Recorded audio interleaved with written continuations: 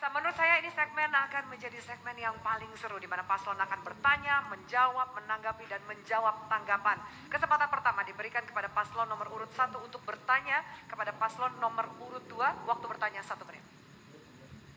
Terima kasih. Sebelum bertanya saya ingin mengklarifikasi soal dana pendidikan. Dana pendidikan disebutkan tadi hanya 9%.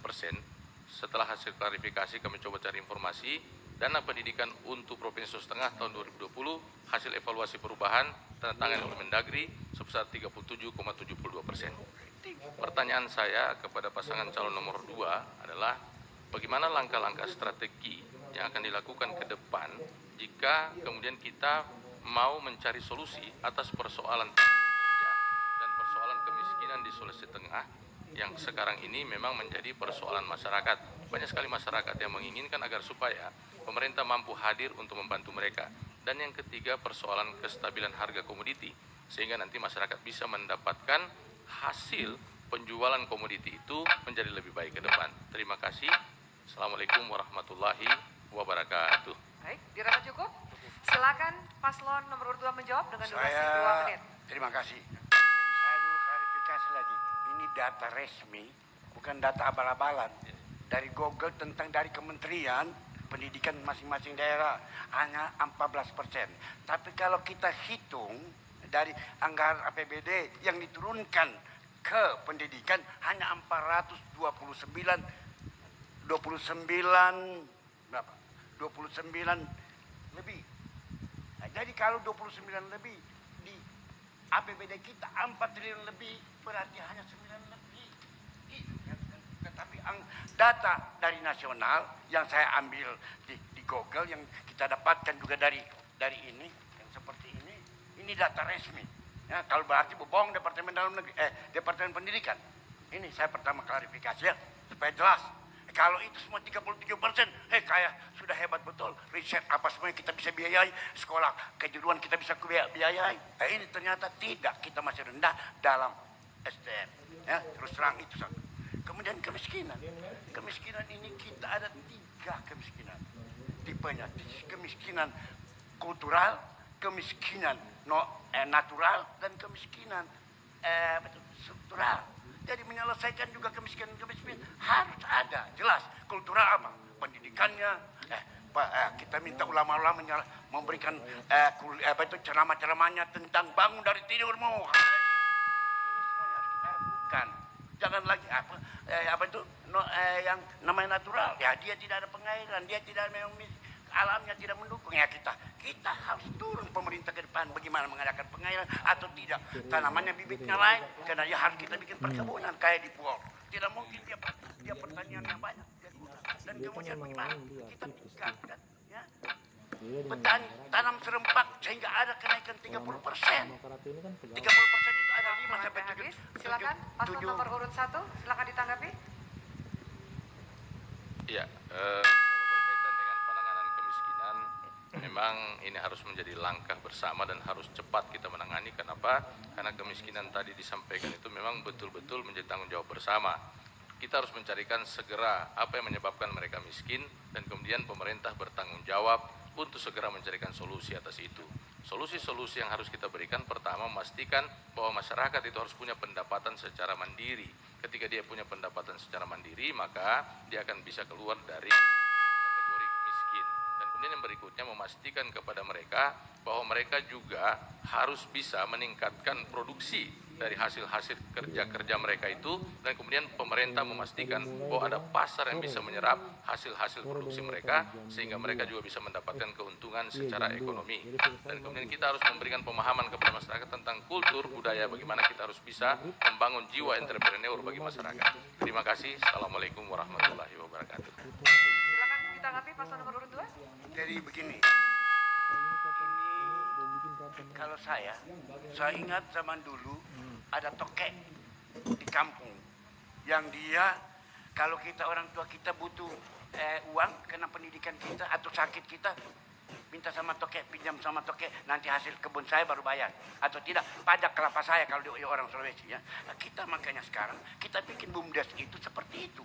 Jadi BUMDes itu, nanti kita bicara dengan Kemdes, bagaimana BUMDes itu ke depan. Kita kasih modal. Nah, dia bawa dari kota apa, pupuk untuk rakyat, jaring-jaring atau perahu-perahu dia untuk bisa dipakai nelayan dan untuk bagaimana membuat rumput laut. Dia mengajarkan tentang itu yang disiapkan. Kemudian dari kampung dia bisa menjual, membeli hasil pertanian, hasil nelayan-nelayan untuk dia jual ke kota. Ini juga bagian dari pemasaran. Kita tidak hanya nanti tunggu investasi, tapi dari yang kecil-kecil kita bisa membuat itu toke zaman dulu. Di setiap kampung ada, di Pakuli, di mana-mana kampung-kampung ada toke-toke. Kita tempat main ada ruang. Kebetulan ibu saya janda, kalau sudah toke, mari uangnya dulu, kami anak mau sekolah, mau kirim di Manado, nanti dia dipajak kelapa saya begitu. Nah, kita buat ini, BUMDes ini bisa seperti itu ke depan, sehingga bisa menolong rakyat-rakyat miskin di desa-desa. Ya, rakyat kita di desa tidak terlalu susah di Sulawesi Tengah ini tentang makan pagi, makan siangnya dia komplit. Tapi dia tidak punya duit untuk kalau dia sakit, kalau dia pesta, atau dia untuk sekolah anaknya. Itu masalah. Kita tahu persis, karena saya dari desa. Jadi saya tahu apa persoalan desa. Ya, itu. Masih ada lagi? Masih ada waktu. Ya, itu semuanya harus kita menyelesaikan. Harus komprehensif. Pemerintah harus ada. Nanti kita bicarakan dengan Menteri Kemdes. Bagaimana uang-uang dana desa yang ada 1 miliar itu sisihkan untuk BUMDes, untuk bisa BUMDes jadi modal untuk memberikan kepada rakyat kira-kira. Baik, waktu Anda habis. Dan selanjutnya, giliran paslon nomor urut 2 untuk gantian bertanya kepada paslon nomor urut 1. Silakan. Paslon nomor urut 2, silakan bertanya kepada paslon nomor urut 1. Begini, kita bencana. Sebenarnya kita harus tanggap terhadap bencana itu. Ya, bagaimana kita menyelesaikan untuk bisa supaya rakyat kita tahu kita ini berada di atas bencana. Kalau California ada Santa Andrea, kalau Tasmania ada Wellington, Cesar Wellington, kalau di Palu ada Cesar Palu Koro. Kita sudah tahu itu akan terjadi gempa itu. Dan saya mengikuti seminarnya di Mumbai tentang gempa ini yang kita bawa waktu itu, manajemen risk disaster Kota Palu. Dan sehingga kita bikin buku dokumen kontingensinya. Nah, dan kita ajar anak-anak mana daerah ini tidak ada. Kita tidak siap.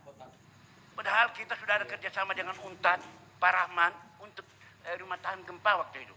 Tapi sayang waktu itu saya juga sudah proses pencah gubernur, sehingga itu tidak sempat lagi kita laksanakan. Ya, nah, itu sebenarnya harus. Nah, ini menjadi saya bilang apa yang bisa saudara lakukan untuk ini. Silakan dijawab. Saya tidak hantam.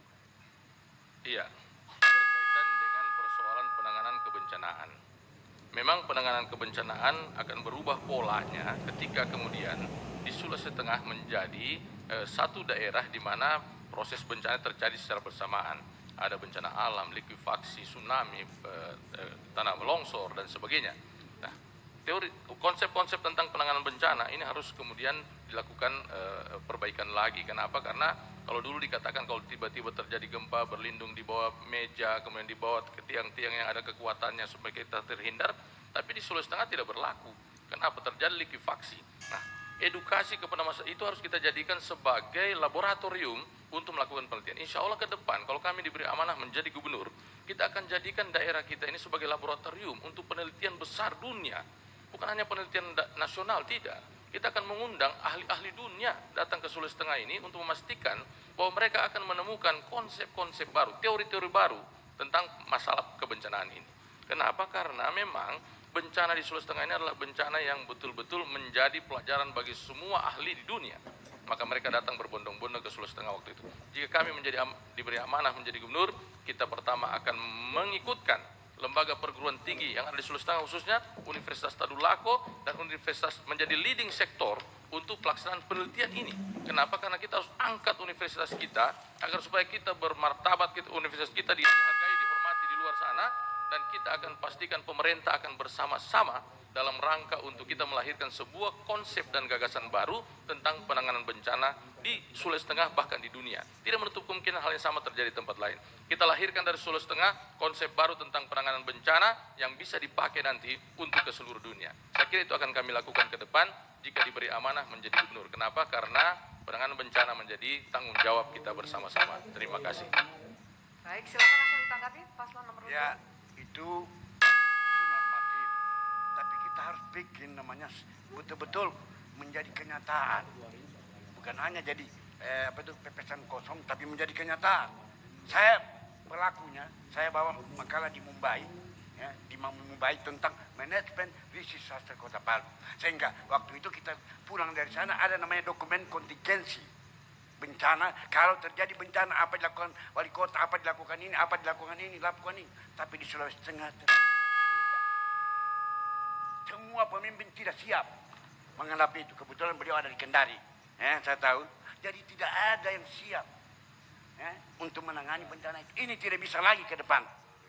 Bencana harus menjadi mata pelajaran anak-anak di sekolah supaya tahu mitigasi bencana ini. Jadi pelajaran jangan cuma narkoba pelajaran, tapi mitigasi juga harus menjadi bagian dari kehidupan kita karena kita hidup di atas sesar Palu Koro. Silakan langsung ditanggapi paslon nomor urut 1. Iya, saya sering mendengar kata-kata bahwa ini hanya sebuah wacana. Saya ingin mengatakan bahwa masyarakat Sulawesi Tengah beri kepercayaan kepada kami untuk menjadi gubernur ke depan. Sehingga apa yang kami sampaikan di tempat ini, insya Allah mudah-mudahan kami bisa buktikan dan kami bisa laksanakan. Kenapa? Karena kami anak muda tidak sering berwacana, tapi kami selalu berpikir untuk bagaimana menciptakan sesuatu yang baik untuk masyarakat ke depan. Yang tidak punya adalah ruang. Insya Allah mudah-mudahan jika Allah memberi amanah kepada kami untuk menjadi gubernur ke depan, lisan-lisan kami ini tidak akan menjadi janji-janji yang kemudian hanya untuk membuat masyarakat menjadi senang dan kemudian memilih kami karena dianggap bahwa bisa menyelesaikan persoalan masyarakat. Tapi kemudian insya Allah mudah-mudahan saya juga bermohon kepada Allah, jika kemudian diberi amanah menjadi gubernur ke depan, insya Allah dengan kekuatan sandaran kita kepada Allah Subhanahu Wa Taala, kita akan dijadikan jalan untuk menyelesaikan persoalan-persoalan masyarakat, termasuk persoalan kebencanaan dan persoalan-persoalan lainnya.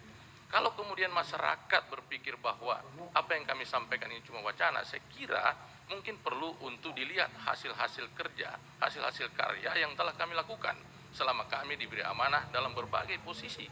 Tapi kemudian insya Allah mudah-mudahan sekali lagi kami bersama-sama dengan Pak Bartolomeus Tandigala, jika nanti Allah beri amanah menjadi gubernur ke depan, maka kami akan buktikan kepada masyarakat bahwa kami adalah generasi yang siap untuk bekerja cepat, untuk membantu menyelesaikan setiap persoalan masyarakat, dan kemudian kami juga menjaminkan diri kami bahwa kami tidak dalam rangka lagi mencari jabatan, tetapi kami datang untuk menyampaikan apa yang kami kerjakan. Dan jika Allah memberi amanah kepada menjadi gubernur ke depan, insya Allah mudah-mudahan atas tuntunan dan bimbingan dari Allah Subhanahu Wa Taala, kami akan wujudkan, laksanakan apa yang telah kami ucapkan hari ini. Dan jika ada hal-hal yang belum kami lakukan sebagai manusia biasa, kami minta masyarakat untuk memberikan masukan, kritikan, saran agar supaya kami bisa melakukan apa yang diharapkan, terutama dalam penanganan bencana.